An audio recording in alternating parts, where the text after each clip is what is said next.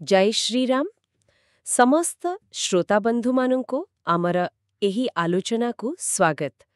ଆଜି ଆମେ ପୁଣି ଥରେ ଏକାଠି ହୋଇଛେ। ହଁ, ଗୋସ୍ୱାମୀ ତୁଳସୀଦାସଙ୍କର ସେହି ଅମର କୃତି ପବିତ୍ର ଗ୍ରନ୍ଥ ଶ୍ରୀରାମଚରିତ ମାନସ ଆଉ ସେଠିରୁ ଏକ ବହୁତ ମାର୍ମିକ ଆଉ ଗୁରୁତ୍ୱପୂର୍ଣ୍ଣ ପ୍ରସଙ୍ଗ ନେଇକି ଆଜି ଆମେ କଥା ହେବା ଦକ୍ଷ ପ୍ରଜାପତିଙ୍କର ଯଜ୍ଞ ବିଷୟରେ। ବିଶେଷ କରି ସେଠି ଦେବୀ ସତୀଙ୍କର ଯୋଉ ଅପମାନ ହେଲା ଆଉ ସେହି ସମୟର ତାଙ୍କର ଅନୁଭୂତି ସେଟା। ହଁ, ଏଇଟା ଏମିତି ଗୋଟେ ପ୍ରସଙ୍ଗ ଯୋଉଟା ଖାଲି ଗୋଟେ ପୁରୁଣା କାହାଣୀ ନୁହେଁ। ଏଥିରେ ଭାବନା ଅଛି, ସମ୍ପର୍କର କଥା ଅଛି, ଆଉ ସମ୍ମାନ ଅପମାନର କଥା ବି ଅଛି। ଆଜି ବି ଏସବୁ ଜିନିଷର ମହତ୍ତ୍ୱ ଅଛି ନା? ଏକଦମ। ସେଥିପାଇଁ ଆମେ ଚାହୁଁଛୁ ଏ ପ୍ରସଙ୍ଗର ଗଭୀରତାକୁ ଭଲ ଭାବରେ ବୁଝିବା। ଆମ ଶ୍ରୋତାମାନଙ୍କୁ ଅନୁରୋଧ, ଆଲୋଚନାଟିକୁ ପୁରା ଶୁଣନ୍ତୁ ଶେଷ ପର୍ଯ୍ୟନ୍ତ, ତାହେଲେ ଯାଇ ପୁରା କଥାଟା ବୁଝା ପଡ଼ିବ। ହଁ, କାରଣ ଗୋଟେ ପଦ ସହ ଆର ପଦ ପୁରା ଯୋଡ଼ା। ଆଉ ହଁ, ଯଦି ଆପଣଙ୍କୁ ଏମିତି ଆଲୋଚନା ଭଲ ଲାଗୁଛି ତେବେ ଚ୍ୟାନେଲକୁ ସବସ୍କ୍ରାଇବ୍ କରି ନିଅନ୍ତୁ। ଆମେ ଚେଷ୍ଟା କରିବୁ ଏମିତି ଜ୍ଞାନ ଆପଣଙ୍କ ପାଖରେ ପହଞ୍ଚେଇବାକୁ ସରଳ ଭାବରେ। ଠିକ୍ ଅଛି, ତେବେ ଆମେ ଆଗ ପରି କରିବା। ଆଗ ଦୋହା ଚୌପାଇ ପଢ଼ିବା ସ୍ପଷ୍ଟ କରି, ତାପରେ ତାର ଅର୍ଥ, ତାର ଭାବ ସେସବୁକୁ ମିଶିକି ବୁଝିବା। ହଁ, ଚାଲନ୍ତୁ। ଚାଲନ୍ତୁ ଆରମ୍ଭ କରିବା ଦୋହା ସଂଖ୍ୟା 62ରୁ। कही देखा हर जतन बहु रही न दक्ष कुमारी दिए मुख्य गण संग तब विदा किन्ह त्रिपुरारी 62। कही देखा हर जतन बहु रही न दक्ष कुमारी दिए मुख्य गणसंग तब विदा कीन त्रिपुरारी 62। ए दोहाटीरे देखंतु गोटिए बड़ कथा अछि, गोटे द्वंद्व। भगवान शिव माने हर बहुत चेष्टा कले, बहुत बुझेइले, किंतु दक्षଙ୍କ ଝିଅ ସତୀ ଦକ୍ଷ କୁମାରୀ ସେ ରହିଲେନି। ମାନେ ସେ ଯିବା ପାଇଁ ପୁରା ମନ ସ୍ଥିର କରିସାରିଥିଲେ ପିତାଙ୍କ ଯଜ୍ଞକୁ। ଆଚ୍ଛା। ତ ଶିବ ଯେତେବେଳେ ଦେଖିଲେ ଯେ ସତୀ ଆଉ କିଛି ଶୁଣିବେନି, ତାଙ୍କର ସେ ଯୋଉ ଦୃଢ଼ ସଂକଳ୍ପ, ସେଇଟା ଦେଖିକି ତ୍ରିପୁରାରୀ ମାନେ ଶିବ ସେ କିଛି ମୁଖ୍ୟ ଗଣମାନଙ୍କୁ ଡାକିଲେ। ଆଚ୍ଛା। ହଁ, ବିଶ୍ୱସ୍ତ ଗଣଙ୍କୁ ତାଙ୍କ ସାଙ୍ଗରେ ଦେଲେ ସୁରକ୍ଷା ପାଇଁ, ଆଉ ତାପରେ ଯାଇ ବିଦାୟ ଦେଲେ। ଏଇଟା ଗୋଟେ କେମିତି କହିବା ଅଦ୍ଭୁତ ସ୍ଥିତି। ଶିବ ତ ଜାଣିଥିବେ ଆଗକୁ କଣ ହବ, ସେ ତ ତ୍ରିକାଳଦର୍ଶୀ। ତଥାପି ସେ ବଳେଇକି ଅଟକେଇଲେନି। ଏଇଟା କଣ ଦେଖଉଛି, ସତୀଙ୍କ ଜିଦ୍ ନା ସ୍ୱାମୀ ସ୍ତ୍ରୀ ଭିତରେ ସମ୍ମାନର କଥା, ମାନେ ସତୀଙ୍କ ଇଚ୍ଛାକୁ ସମ୍ମାନ ଦେଲେ? ଦେଖନ୍ତୁ, ଦୁଇଟା ଯାକ କଥା। ଗୋଟେ ପଟେ ସତୀଙ୍କର ସେ ଯୋଉ ପିତୃଘରକୁ ଯିବାର ଗୋଟେ ସ୍ୱାଭାବିକ ଟାଣ ଥାଏ, ଆଉ ନିଜ ଜିଦ୍ରେ ରହିବାର କଥା ସେଇଟା। ଆଉ ଆରପଟେ ଶିବଙ୍କର ମହାନତା, ସେ ସମ୍ପର୍କକୁ ସମ୍ମାନ ଦେଲେ। ସେ ଜାଣିଥିଲେ ପରିଣାମ ଠିକ୍ ହବନି, ତଥାପି ସେ ସତୀଙ୍କ ନିଜ ଇଚ୍ଛା ଉପରେ ଜୋର ଦେଲେନି। ବାଧ୍ୟ ହୋଇ ବିଦା କଲେ, କିନ୍ତୁ ହଁ, ସୁରକ୍ଷା ପାଇଁ ବ୍ୟବସ୍ଥା କରିକି। ଏଥିରେ ଗୋଟେ ଦୁଃଖ ବି ଅଛି, କାରଣ ସେ ଜାଣିଥିଲେ ଏ ଯିବାଟା ସୁଖ ଦେବନି। ଏ ମିଶାମିଶି ଭାବନା ନେଇକି ହିଁ ସତୀ ଗଲେ। ତେବେ ଯେତେବେଳେ ସେ ବାପ ଘରେ ପହଞ୍ଚିଲେ, ସେଠି କଣ ଦେଖିଲେ, କେମିତି ଥିଲା ପରିବେଶ? ଆସନ୍ତୁ ପ୍ରଥମ ଚୌପାଇ ଦେଖିବା। ପିତା ଭवन जब गई भवानी दक्ष त्रास कहूं न सम्मानी सादर भले ही मिली एक माता भगिनी मिली बहुत मुस्काता। ଏଠି ପହଞ୍ଚିଲା ପରେ ଯୋଉ ଅନୁଭବ ହେଲା ସତୀଙ୍କୁ, ସେଟା ବହୁତ ନିରାଶ କଲା ଭଳି। ଯେତେବେଳେ ଭବାନୀ ମାନେ ସତୀ ପିତାଙ୍କ ଘରେ ପାଦ ଦେଲେ, ସେଠି ଗୋଟେ ଅଜବ ନୀରବତା ଆଉ ଡର। ଡର? ହଁ, ପିତା ଦକ୍ଷ ପ୍ରଜାପତିଙ୍କର ଡର, ଦକ୍ଷ ତ୍ରାସ। ସେ ଡରରେ କେହି ଆଗକୁ ଆସିଲେନି, ସମ୍ମାନ ଦେଲେନି। କାହୁନ ସମ୍ମାନୀ ମାନେ କୌଣସି ସ୍ୱାଗତ ନାହିଁ, କିଛି ନାହିଁ। ଖାଲି ଜଣେ ତାଙ୍କ ନିଜ ମା, ସେ ଟିକିଏ ଆଦରରେ ଭେଟିଲେ। ସାଦର ଭଲେ ହିଁ ମିଲି ଏକ ମାତା। ଆଉ ଭଉଣୀମାନେ? ଭଉଣୀମାନେ ଭେଟିଲେ, ହେଲେ ସେମାନଙ୍କ ମୁହଁରେ ଯୋଉ ହସ ଥିଲା, ବହୁତ ମୁସ୍କାତା, ସେଟା କେମିତି ମାନେ ଆନ୍ତରିକ ଲାଗୁନଥିଲା। ଲାଗୁଥିଲା ଯେମିତି ଉପରେ ହସୁଛନ୍ତି ବା ବ୍ୟଙ୍ଗ କରୁଛନ୍ତି।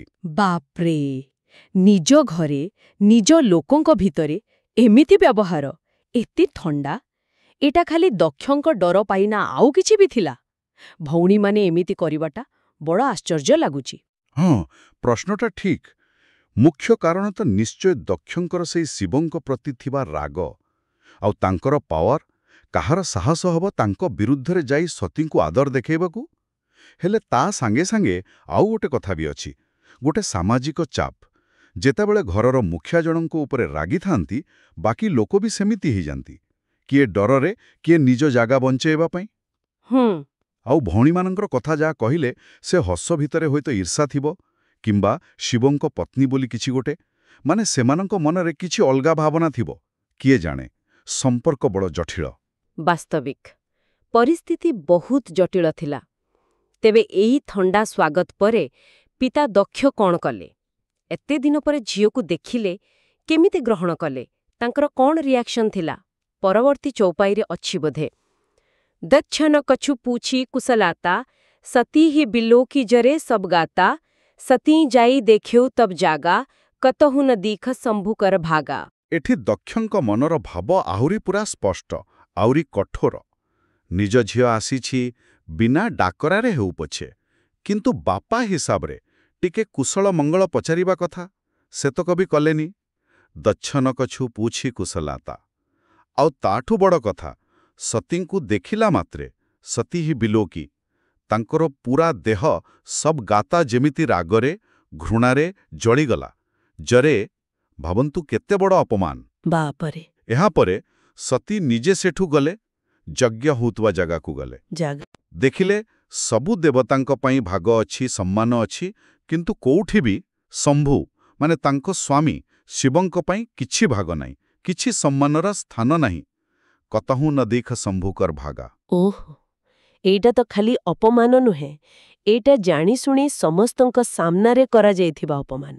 ନିଜ ଜ୍ୱାଇଁ, ଯିଏ ଦେବଦେବ ମହାଦେବ, ତାଙ୍କୁ ଯଜ୍ଞରୁ ବାଦ୍ ଦେବା, ଆଉ ଝିଅକୁ ଏମିତି ବ୍ୟବହାର, ଏଇଟା ଦକ୍ଷଙ୍କ ଅହଙ୍କାରର କୋଉ ସ୍ତର ଦେଖଉଛି? ଏହାକୁ କିଛି ରାଜନୈତିକ ବା ସାମାଜିକ ବୟାନ କୁହାଯାଇପାରିବା କି? ନିଶ୍ଚୟ। ଯଜ୍ଞରେ ଭାଗ ଦେବାଟା ଖାଲି ଗୋଟେ ଧାର୍ମିକ କାମ ନଥିଲା ସେତେବେଳେ। ଏଇଟା ଦେବତାଙ୍କ ଭିତରେ ସମ୍ମାନ, ଷ୍ଟେଟସ୍ର ପ୍ରତୀକ ଥିଲା।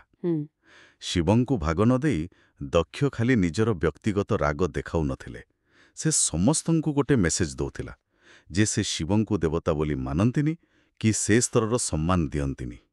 ଏଇଟା ତାଙ୍କର ଅହଙ୍କାର, ଆଉ ଶିବଙ୍କ ପ୍ରତି ଯୋଉ ଘୃଣା ଥିଲା, ତାର ଗୋଟେ ପବ୍ଲିକ୍ ଡିସପ୍ଲେ ଥିଲା। ଆଉ ସତୀଙ୍କ ପାଇଁ ଏଇଟା ଡବଲ ଆଘାତ। ବାପାଙ୍କଠୁ ସ୍ନେହ ମିଳିଲାନି, ଆଉ ସ୍ୱାମୀଙ୍କର ଏତେ ବଡ଼ ଅପମାନ। ଏ ଦୃଶ୍ୟ ସତୀଙ୍କ ହୃଦୟକୁ କେମିତି ଯେ କଷ୍ଟ ଦେଇଥିବ ଭାବି ହେଉନି। ନିଜ ସ୍ୱାମୀଙ୍କର ଏମିତି ଅପମାନ ଦେଖି ତାଙ୍କ ମନରେ କ'ଣ ଆସିଥିବ? ଶିବଙ୍କ କଥା ନିଶ୍ଚୟ ମନେ ପଡ଼ିଥିବ ନା? ଏକଦମ। ପରବର୍ତ୍ତୀ ଚୌପାଇ ସେଇ ମାନସିକ ଅବସ୍ଥା କଥା କହୁଛି ବୋଧେ। ତବ ଚିତ ଚଢ଼େଉ ଯୋ ଶଙ୍କର କହେଉ, ପ୍ରଭୁ ଅପମାନୁ ସମୁଝି ଉର୍ଦହେଉ, ପାଛିଲେ ଦୁଃଖୁ ନ ହୃଦୟମ ଅସ ବ୍ୟାପା, ଯସିୟଃ ଭୟୋ ମହାପରିତାପା। ଠିକ୍ ସେ ମୋମେଣ୍ଟରେ ଯେତେବେଳେ ସତୀ ନିଜ ଆଖିରେ ଦେଖିଲେ ଏ ଅନ୍ୟାୟ, ଏ ଅପମାନ, ତାଙ୍କ ମନକୁ, ଚିତ୍ତକୁ ସାଙ୍ଗେ ସାଙ୍ଗେ ସେ କଥା ଆସିଗଲା ଯୋଉଟା ଭଗବାନ ଶଙ୍କର ତାଙ୍କ ଆସିବା ଆଗରୁ କହିଥିଲେ। ଶିବଙ୍କର ସେ ଯୋଉ ୱାର୍ଣ୍ଣିଂ ଥିଲା, ସେଇଟା ଏବେ କାନରେ ବାଜିଲା।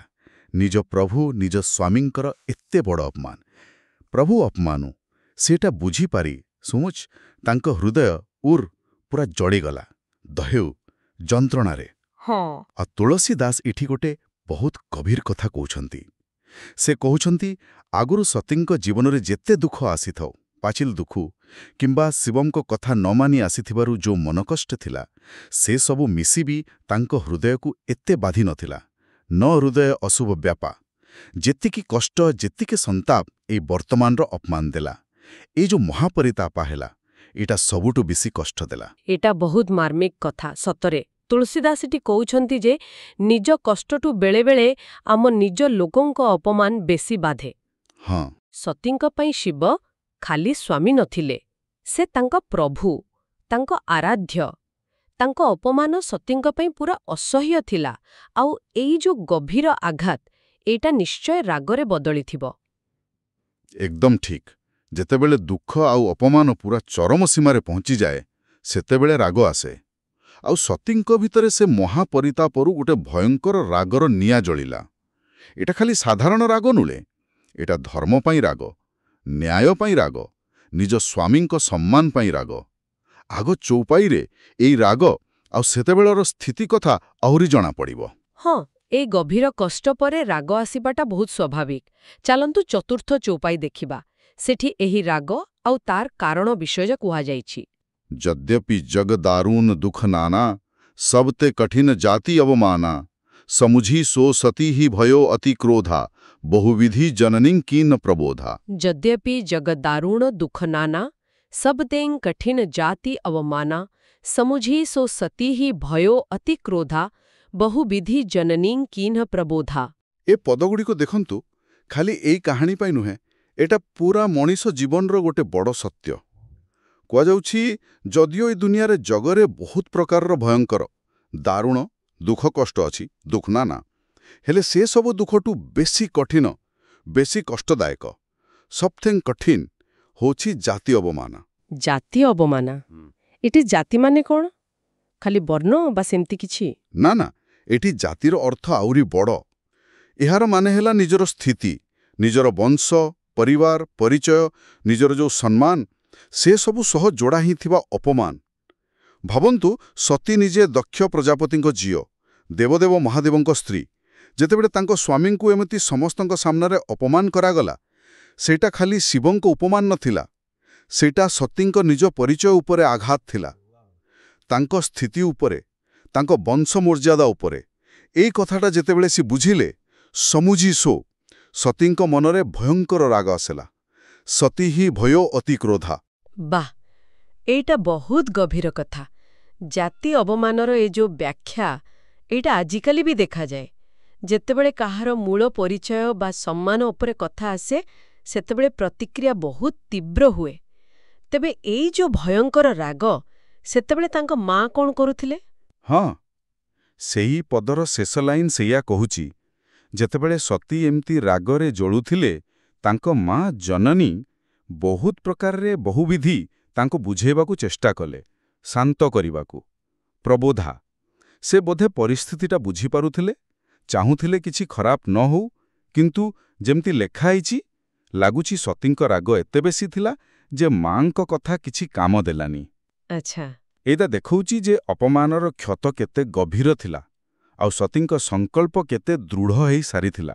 ମା ଯେତେ ବୁଝେଇଲେ ବି କିଛି ଲାଭ ହେଲାନି, ବରଂ ତାଙ୍କ ରାଗ ଯେମିତି ଆହୁରି ବଢ଼ିଗଲା। ଏବେ ଆଜି ଆମେ ଯୋଉ 2ଟା ଦୋହା ଆଉ 4ଟି ଚଉପାଇ କଥା କହିଲେ, ସେଥିରୁ ଗୋଟେ ପୁରା ଚିତ୍ର ମିଳିଗଲା।